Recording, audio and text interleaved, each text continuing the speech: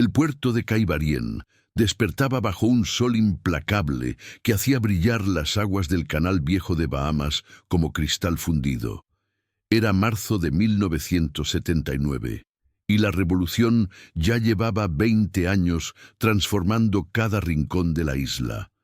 En ese pueblo costero del norte de Villa Clara, donde las casas de madera pintada se alineaban frente al malecón y los pescadores remendaban sus redes bajo la sombra de los almendros, nadie imaginaba que el horror podía esconderse detrás de una sonrisa amable y un plato humeante de comida. Mateo Domínguez había vivido toda su vida en esas costas. A sus 52 años, su rostro curtido por el salitre y el sol contaba la historia de miles de días en el mar. Vivía solo en una casa de tabla al final del malecón, una construcción despintada que se inclinaba ligeramente hacia el este, como si después de tantos años quisiera echarse a descansar. Su esposa había muerto de tuberculosis 10 años atrás y nunca tuvieron hijos. La gente del pueblo lo conocía como un hombre callado, trabajador, que cada tarde regresaba con su bote cargado de pesca fresca. Pero había algo más por lo que Mateo era conocido en Caibarien: sus estofados. Cada viernes, sin falta, el pescador preparaba una olla enorme de estofado que compartía con quien quisiera acercarse. Era una tradición que había comenzado años atrás, después de la muerte de su mujer, cuando la soledad se volvió tan pesada que necesitaba llenar su casa de voces, aunque fueran ajenas. Los vecinos llegaban con sus recipientes, y Mateo servía generosamente aquel guiso oscuro y espeso que olía a especias, tomate y algo más que nadie podía identificar del todo.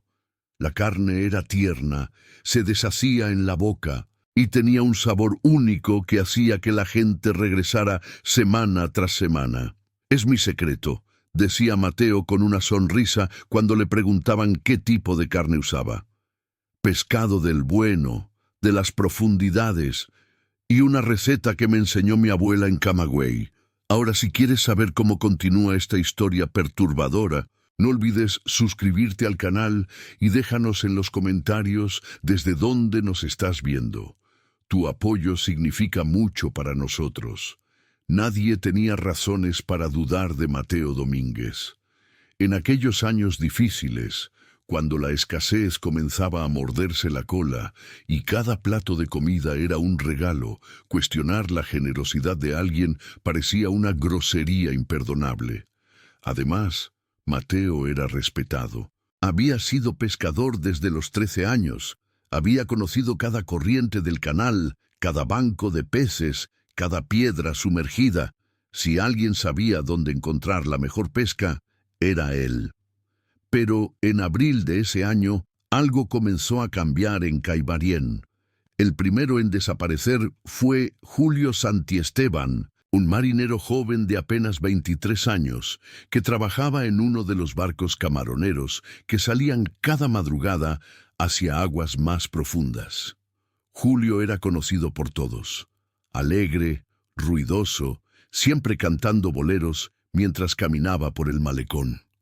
Vivía con su madre viuda en una casa cerca de la plaza central, y era su único sostén desde que el padre había muerto en un accidente en la refinería de azúcar. Una mañana, Julio simplemente no regresó de su turno en el mar. El capitán del barco, un hombre corpulento llamado Ernesto Cabrera, explicó a las autoridades que Julio había decidido quedarse en una de las cayos cercanos para pescar solo, algo que hacía a veces cuando quería ganar un dinero extra vendiendo langostas en el mercado negro. «Me dijo que regresaría al día siguiente», explicó Ernesto. No era raro en él, siempre fue independiente. La madre de Julio, Caridad Santiesteban, una mujer pequeña y encorvada que parecía llevar el peso del mundo sobre sus hombros, no aceptó esa explicación. Conocía a su hijo mejor que nadie. Julio nunca la dejaba sola sin avisarle, nunca la hacía preocuparse. Fue de puerta en puerta preguntando, suplicando que alguien la ayudara a buscarlo. Pero en aquellos días, las desapariciones no eran tan extrañas. La gente hablaba en voz baja sobre balseros que intentaban escapar a Florida, sobre detenciones por conspiración, sobre accidentes en el mar que nunca se reportaban oficialmente. Semanas después, fue el turno de Ramiro Acosta, un pescador de mediana edad que trabajaba en solitario, vendiendo su pesca directamente en el mercado del pueblo. Ramiro era conocido por su mal genio y porque bebía demasiado ron cuando conseguía algún dinero extra. Vivía en una choza cerca del embarcadero, un lugar húmedo y oscuro donde las ratas corrían libremente entre las tablas podridas. Nadie lo extrañó realmente hasta que su bote apareció a la deriva, vacío, meciéndose con las olas cerca de los manglares. Se habría caído borracho, dijeron algunos, o se ahogó y el mar se lo llevó. En Caibarien, el mar siempre había sido generoso y cruel a partes iguales. Daba de comer, pero también se cobraba vidas. Luego desapareció Osvaldo Peña, un hombre introvertido que trabajaba reparando motores de botes en un taller improvisado cerca del puerto. Osvaldo tenía 35 años y vivía con una hermana mayor que padecía esquizofrenia. Era meticuloso en su trabajo, conocido por cobrar poco y hacer milagros con los motores más oxidados. Su desaparición dejó a su hermana completamente desprotegida, deambulando por las calles preguntando por él, hablando sola, hasta que finalmente la internaron en un hospital psiquiátrico en Santa Clara. Para mayo, ya eran 4 los hombres desaparecidos, todos marineros, todos relacionados con el mar, todos solteros o sin familia cercana que presionara demasiado a las autoridades. Las viudas y madres comenzaron a reunirse en la iglesia de San Juan Bautista, una construcción de piedra amarillenta que había sobrevivido a huracanes y revoluciones. Allí, bajo la mirada compasiva del padre Ignacio, un cura viejo que había bautizado a la mitad del pueblo, las mujeres compartían su dolor y sus teorías. Algunas creían que había un grupo organizado ayudando a los hombres a escapar hacia Miami. Otras susurraban sobre venganzas políticas, sobre listas negras, sobre barcos soviéticos que necesitaban tripulación y reclutaban a la fuerza. Caridad Santiesteban, la madre de Julio, era la más persistente. Su dolor se había transformado en una determinación de acero. Comenzó a investigar por su cuenta, a preguntar en los bares, en los muelles, en cada rincón del pueblo. Hablaba con pescadores, con vendedores del mercado, con cualquiera que pudiera tener información. Su búsqueda obsesiva la estaba consumiendo. Perdió peso, dejó de comer, dormía apenas unas horas cada noche. Sus ojos, antes cálidos y maternales, se habían vuelto duros como piedras pulidas por el mar. Fue durante esas semanas de búsqueda desesperada cuando Caridad comenzó a notar algo extraño. Algo que al principio pareció una coincidencia, pero que poco a poco se fue convirtiendo en una sospecha que le helaba la sangre. Los viernes, cuando Mateo Domínguez preparaba sus famosos estofados, siempre había más gente de lo habitual. Era como si el olor de aquella comida atrajera a los hambrientos desde todos los rincones del pueblo. Caridad, en su dolor, había dejado de cocinar para sí misma. Algunos vecinos compasivos le llevaban comida, y en más de una ocasión, alguien le había traído un recipiente lleno del estofado de Mateo. La primera vez que lo probó, casi lo escupe. No porque supiera mal, al contrario, el sabor era exquisito, profundo, complejo. Pero había algo en la textura de la carne que le revolvió el estómago. Era demasiado tierna, demasiado humana. Se regañó a sí misma por pensar esa barbaridad. El hambre y la tristeza le estaban haciendo imaginar cosas horribles. Pero la idea se quedó allí, como una astilla clavada en la mente. Una tarde de junio, Caridad decidió vigilar a Mateo. No sabía exactamente qué esperaba encontrar, pero algo en su instinto maternal le decía que aquel hombre callado sabía más de lo que aparentaba. Se apostó cerca de su casa, escondida detrás de un grupo de palmeras, y observó. Mateo seguía su rutina con precisión mecánica. Salía al mar antes del amanecer, regresaba al mediodía con su pesca, limpiaba los pescados en el patio trasero de su casa y por la tarde comenzaba a preparar su estofado. Pero había algo más. Cada pocos días, Mateo hacía un viaje adicional al mar, siempre de noche, cuando el pueblo dormía. Regresaba horas después, y su bote parecía más pesado, hundiéndose un poco más en el agua. Caridad sabía que los pescadores a veces salían de noche para capturar especies que solo se movían en la oscuridad. Pero Mateo no era ese tipo de pescador. Nunca vendía nada especial, nada que justificara esas salidas nocturnas. Una noche, armada de valor y desesperación, Caridad decidió seguirlo. Se escondió en el muelle, envuelta en un chal oscuro, y esperó. Cerca de la medianoche, vio la figura delgada de Mateo caminando hacia su bote. Llevaba una lámpara de queroseno que mecía sombras fantasmagóricas sobre las tablas del muelle. Subió a su embarcación con movimientos cansados y remó hacia mar abierto. Caridad no tenía bote propio, pero conocía a suficientes pescadores. Despertó a Esteban Morales, un viejo amigo de su difunto esposo que vivía a 2 casas del muelle. Le explicó lo que quería hacer, y aunque Esteban pensó que el dolor la había vuelto loca, accedió a ayudarla. No podía negarle nada a la pobre mujer que había perdido a su único hijo. Remaron en silencio, manteniendo distancia de la luz de Mateo, que se alejaba como una luciérnaga sobre el agua negra. La luna era apenas una astilla de luz en el cielo, y el sonido de las olas contra los cascos de madera era el único ruido en la noche espesa. Mateo se detuvo en un punto del mar que Caridad no reconoció. Estaban lo suficientemente lejos de la costa como para que las luces del pueblo fueran apenas pinpricks dorados en la oscuridad. El pescador apagó su lámpara y se quedó quieto en su bote, como si esperara algo. Caridad y Esteban se detuvieron también, flotando en silencio, sin atreverse a respirar demasiado fuerte. Entonces escucharon voces. Al principio, Caridad pensó que estaba imaginándolas, pero no, eran reales.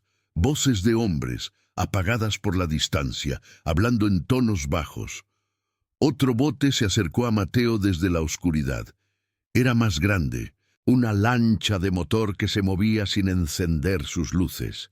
Caridad no podía ver quiénes iban en ella, pero distinguió al menos 2 siluetas además de Mateo. Hubo un intercambio. Algo pesado fue transferido del bote de Mateo a la lancha. Paquetes envueltos en lona, atados con cuerda, varios de ellos. Luego los hombres de la lancha le entregaron algo a Mateo. Bolsas que sonaron como si estuvieran llenas de monedas o botellas. El intercambio completo duró menos de 5 minutos. La lancha desapareció en la noche tan rápido como había llegado, y Mateo volvió a encender su lámpara y comenzó a remar de regreso al puerto. Esteban y Caridad regresaron también, manteniéndose siempre a una distancia segura. Cuando llegaron al muelle, ambos estaban temblando, no de frío, sino de algo más profundo, más visceral. ¿Qué crees que era?, susurró Esteban mientras ataba su bote. Caridad no respondió inmediatamente.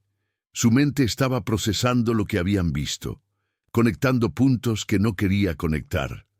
Los hombres desaparecidos, los estofados de Mateo, las salidas nocturnas, los paquetes envueltos en lona. No lo sé, mintió finalmente, pero voy a averiguarlo. Los días siguientes fueron de una tensión insoportable. Caridad no podía quitarse de la cabeza la imagen de aquellos bultos envueltos en lona, del tamaño perfecto para ser. No, no podía pensar en eso. Era demasiado horrible, demasiado imposible, pero el viernes llegó, como siempre, y con él llegó el olor del estofado de Mateo. Esta vez, Caridad se obligó a ir. Llegó temprano, antes que los demás vecinos, con un recipiente en las manos y una sonrisa forzada en el rostro. Mateo la recibió con su amabilidad habitual. «Caridad, qué alegría verte. Hace semanas que no venías. Sé que has estado pasando por momentos difíciles». «Gracias, Mateo.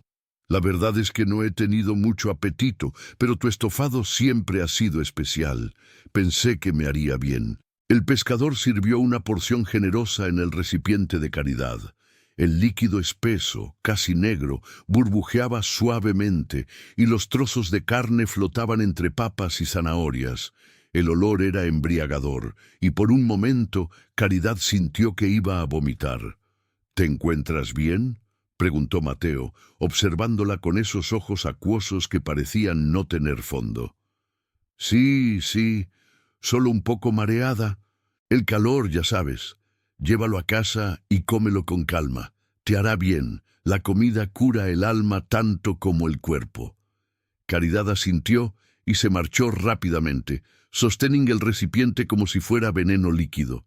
En cuanto llegó a su casa, volcó el contenido en el fregadero y observó cómo la carne se deslizaba por el desagüe. Se sentó en el suelo de la cocina y lloró.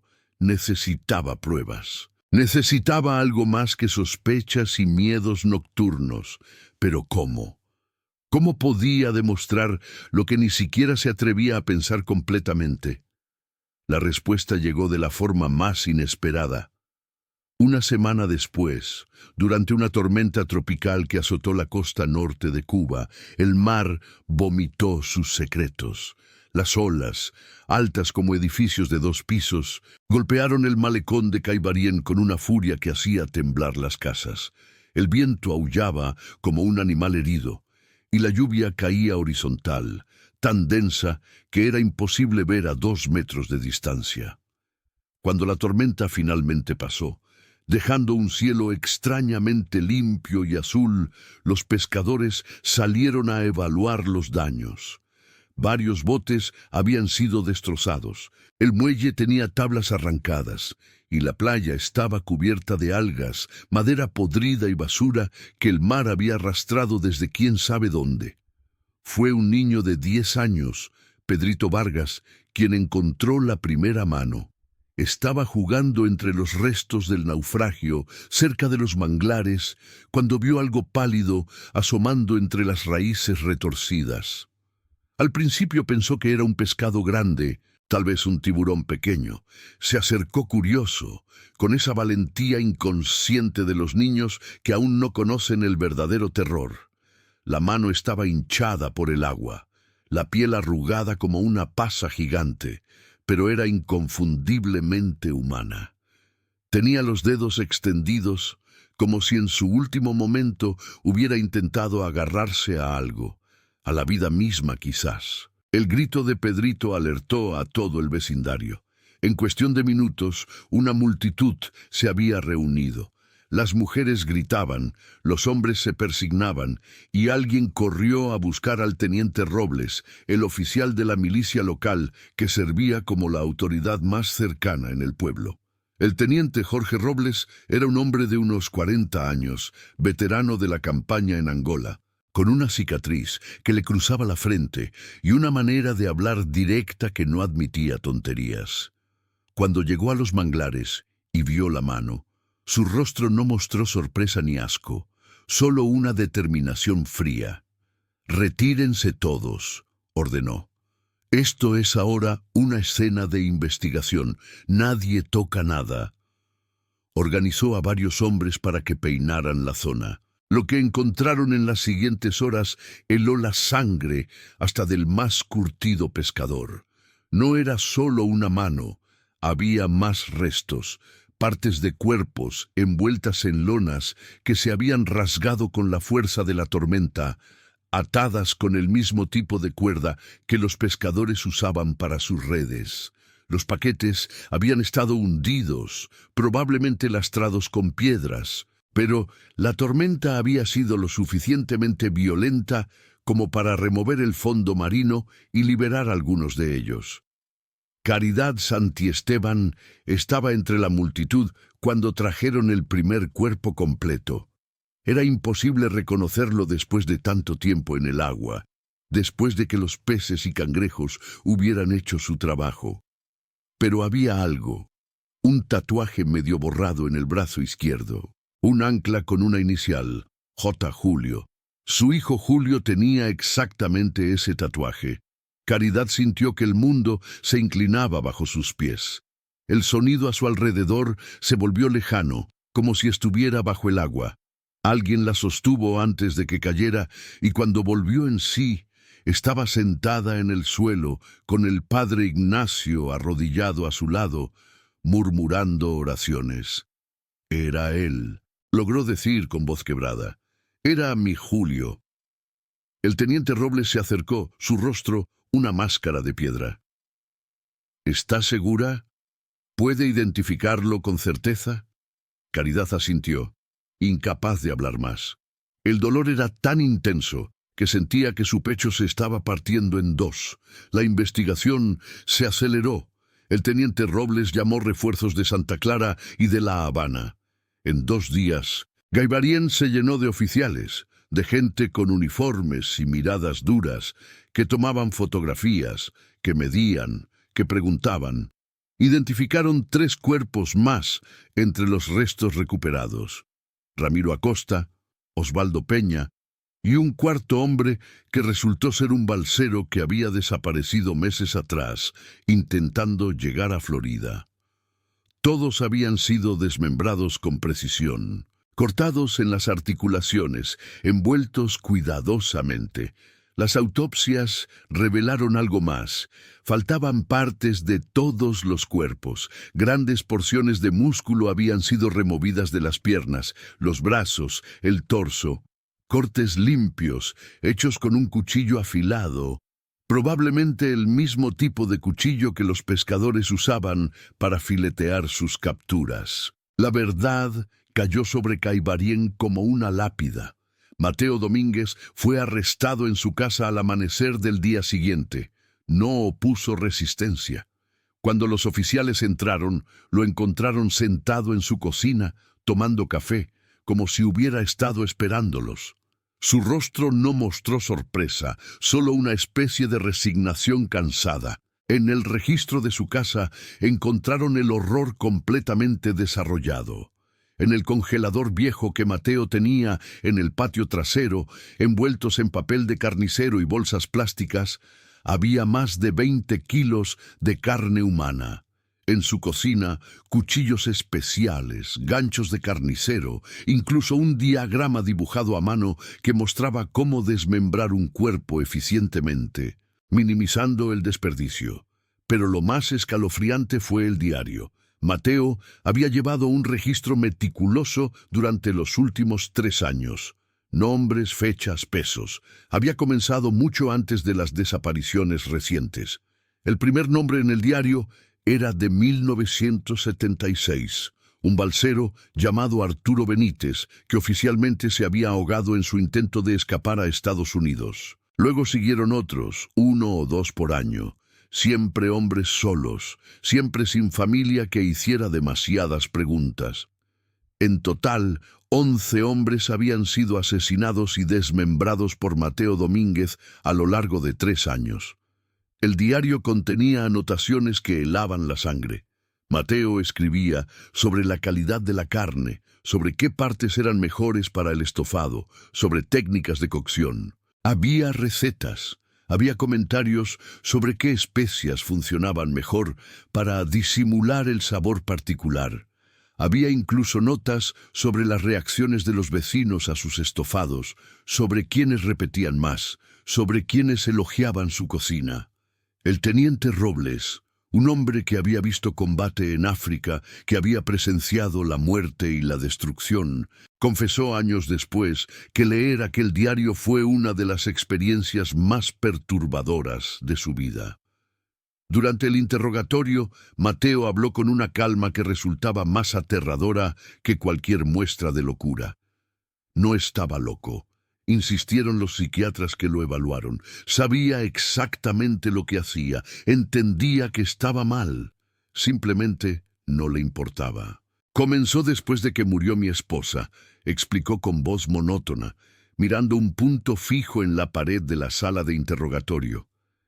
La soledad era insoportable, y el hambre también. Ya no era solo hambre de comida, era hambre de algo más, de poder tal vez, de sentir que controlaba algo en este mundo de mierda donde todo se nos escapa de las manos. ¿Por qué los alimentaba a los demás? Preguntó Robles, luchando por mantener su voz profesional. Mateo sonrió por primera vez, una sonrisa pequeña y horrible. Porque no había suficiente solo para mí, y porque quería ver si podía hacerlo, si podía hacer que toda una comunidad comiera carne humana sin saberlo. Era un experimento, una broma cósmica. Y funcionó durante 3 años, teniente. 3 años comiendo con ustedes, compartiendo, riendo. Nadie sospechó nada. ¿Y los barcos? ¿Quiénes eran las personas en la lancha? La sonrisa de Mateo se ensanchó. Contrabandistas, gente que trae cosas de México, de Centroamérica. Tienen contactos en todas partes. Les vendía la carne diciendo que era de cerdo, de vaca, de lo que fuera. Ellos no preguntaban, yo no decía. El dinero era bueno, mejor que lo que ganaba con el pescado. La noticia de lo que había estado sucediendo en Caibarien se extendió por Cuba como un incendio. Los periódicos lo llamaron el carnicero del malecón. Las emisoras de radio hablaban de ello en voz baja, con ese tono que se usa para las tragedias que parecen imposibles, pero son demasiado reales. En el pueblo, la reacción fue de shock, horror y una vergüenza profunda. La gente que había comido los estofados de Mateo se sentía contaminada, sucia de una manera que ninguna cantidad de agua podía limpiar. Muchos se enfermaron, no por la carne en sí, sino por el peso psicológico de lo que habían hecho sin saberlo. Caridad Santiesteban, después de identificar el cuerpo de su hijo, se sumió en un silencio del que nunca salió completamente. Los vecinos la cuidaron, le llevaron comida que nunca tocaba, se sentaron con ella en su casa vacía mientras miraba la pared durante horas. El padre Ignacio venía todos los días a rezar con ella, aunque Caridad no abría la boca para repetir las oraciones. 3 meses después del arresto de Mateo, Caridad fue encontrada muerta en su cama. Los médicos dijeron que había sido un paro cardíaco, pero todos en el pueblo sabían la verdad. Había muerto de tristeza, de un corazón que simplemente se había cansado de latir bajo tanto peso. El juicio de Mateo Domínguez fue rápido. Cuba no tenía pena de muerte en 1979 para crímenes civiles, así que fue sentenciado a cadena perpetua. Lo enviaron a la prisión de Combinado del Este en La Habana, donde pasaría el resto de sus días en aislamiento. Los otros presos, cuando se enteraron de lo que había hecho, intentaron matarlo 2 veces. La segunda vez, casi lo logran, dejándolo con daño cerebral permanente. Mateo murió en prisión en 1987, a los 60 años, de neumonía. No tuvo funeral. Su cuerpo fue cremado y sus cenizas fueron esparcidas en el mar, en la misma agua donde había hundido a sus víctimas. Pero la historia no terminó allí. Los estofados de Mateo dejaron una marca permanente en Caibarien. El pueblo nunca volvió a ser el mismo. Las familias de las víctimas se mudaron, incapaces de vivir en un lugar lleno de recuerdos horribles. Algunos de los que habían comido la carne desarrollaron trastornos psicológicos severos, pesadillas recurrentes, paranoia alimentaria. La casa de Mateo fue quemada por un grupo de jóvenes una noche de verano. Nadie intentó detener el fuego. Las autoridades miraron hacia otro lado mientras las llamas consumían esa estructura que había albergado tanto horror. Al día siguiente solo quedaban cenizas y los cimientos de piedra, negros como carbón. Durante años después, Los niños de Caibarien fueron advertidos: no hables con pescadores extraños, no aceptes comida de desconocidos, el mar da, pero también esconde monstruos, y algunos de esos monstruos tienen cara humana. El malecón donde Mateo amarraba su bote fue renovado en 1985, pero la gente evitaba pasar por ese tramo particular, especialmente de noche.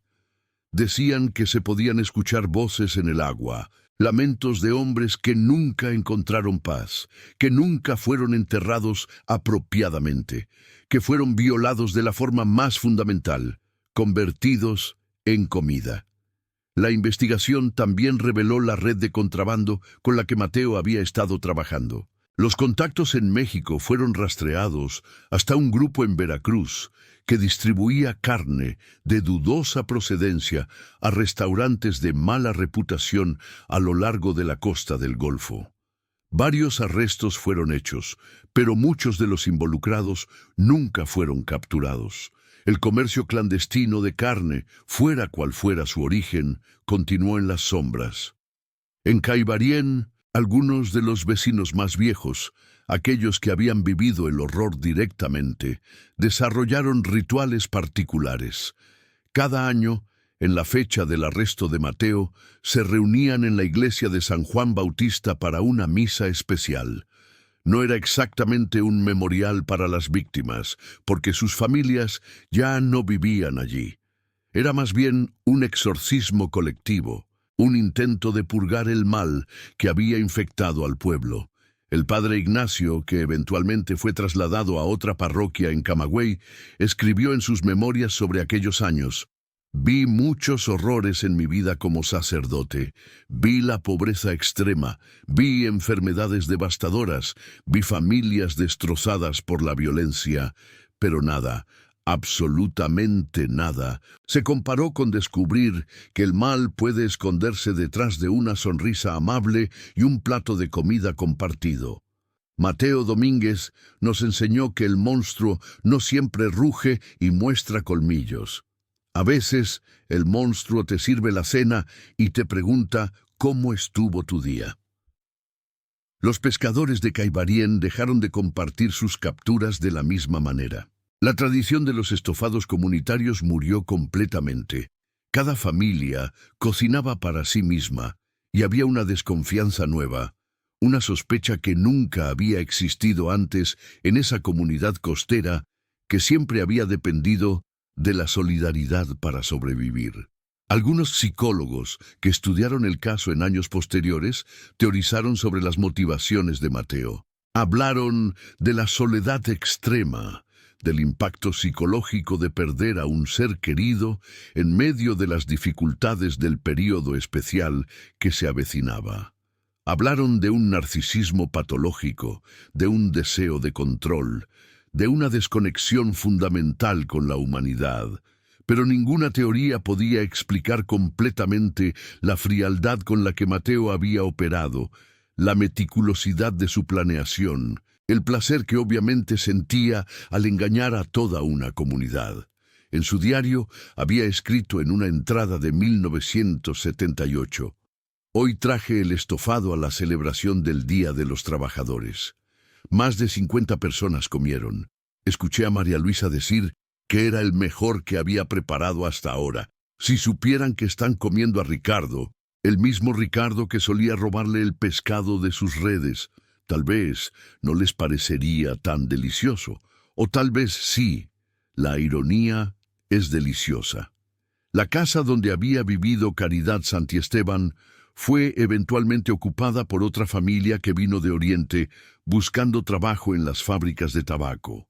No les contaron la historia completa, solo les dijeron que la dueña anterior había fallecido. Pero la nueva familia nunca se sintió cómoda allí.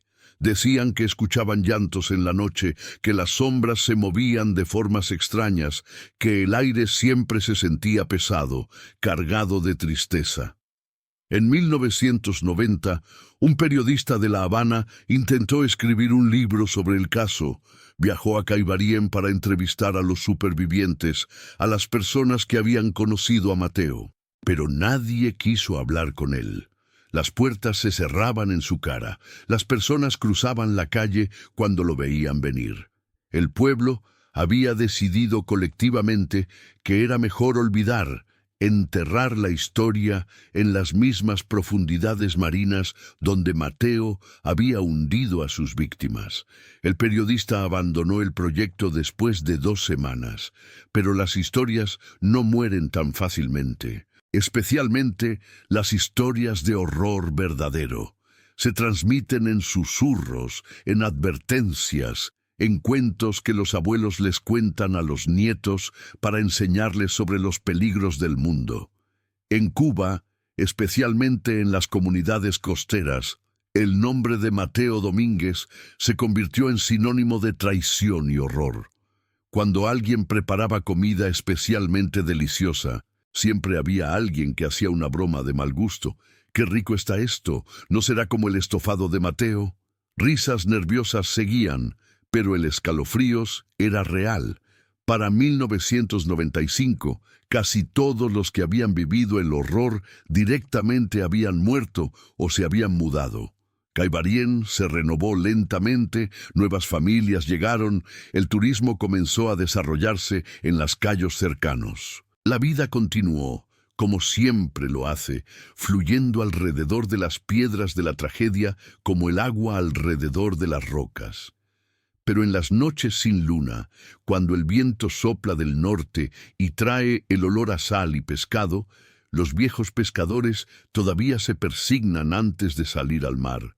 Todavía susurran oraciones para los muertos que nunca fueron enterrados correctamente, para las almas que fueron profanadas de la manera más horrible imaginable. Y cuando el mar está particularmente oscuro y agitado, cuando las olas golpean el malecón con esa furia ciega que solo la naturaleza puede generar, algunos juran que pueden ver sombras en el agua, figuras que flotan justo debajo de la superficie, brazos que se extienden hacia arriba como si buscaran ser rescatados, rostros pálidos que miran desde las profundidades con ojos que ya no ven, pero que todavía acusan. El mar de Cuba, que siempre había sido fuente de vida para Caibarien, había sido transformado en tumba y testigo.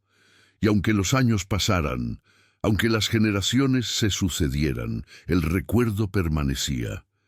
No en los libros de historia, no en los monumentos oficiales, sino en algo más profundo y más permanente, en el miedo primario que todos llevamos dentro, el miedo a que aquellos en quienes confiamos, aquellos que nos alimentan y nos sonríen, puedan esconder monstruosidades inimaginables.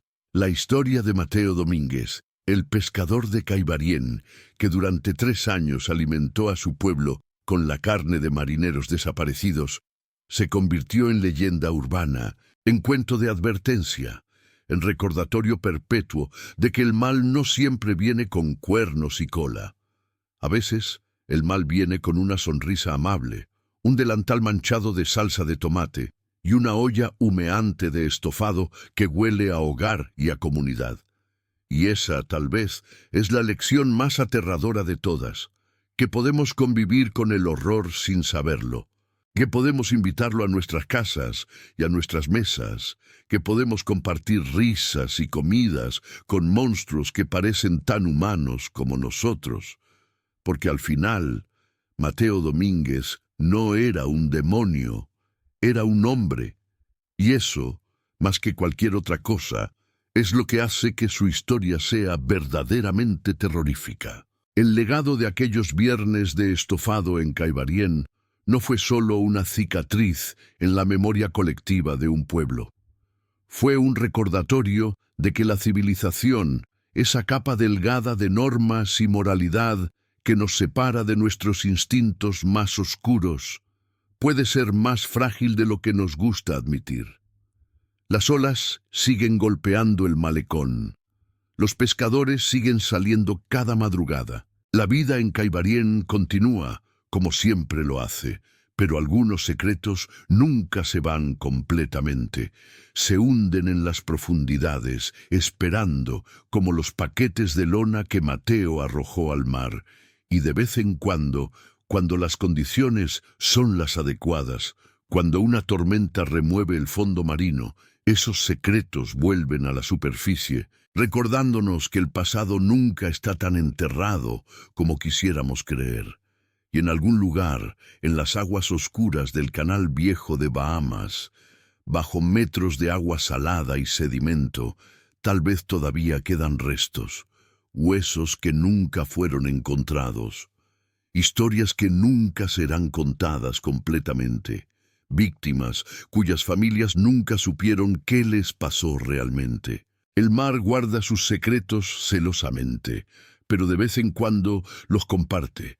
Y cuando lo hace, nos recuerda que vivimos en un mundo donde el horror puede estar tan cerca como el vecino de al lado, tan familiar como el olor de comida casera, tan común como un acto de generosidad aparente. Esta es la historia que las madres de Caibarien todavía cuentan a sus hijos en voz baja, cuando quieren enseñarles a ser cuidadosos, a cuestionar, a nunca asumir que conocen realmente a las personas solo porque las ven todos los días. Esta es la historia que los pescadores recuerdan cuando el mar está demasiado callado, demasiado tranquilo, como si escondiera algo bajo su superficie espejada. Esta es la historia de Mateo Domínguez, el monstruo del malecón, el carnicero que cocinaba con sonrisas y especias, el hombre que transformó la generosidad en arma y la comunidad en cómplice involuntaria de sus crímenes. Y esta historia, como todas las verdaderas historias de horror, no tiene un final feliz. Solo tiene un final, uno que dejó cenizas donde había una casa, tumbas vacías donde deberían haber habido cuerpos para enterrar, y un pueblo que aprendió de la manera más horrible posible que el mal no siempre anuncia su llegada. A veces, el mal simplemente toca a tu puerta con una olla de estofado y pregunta si tienes hambre.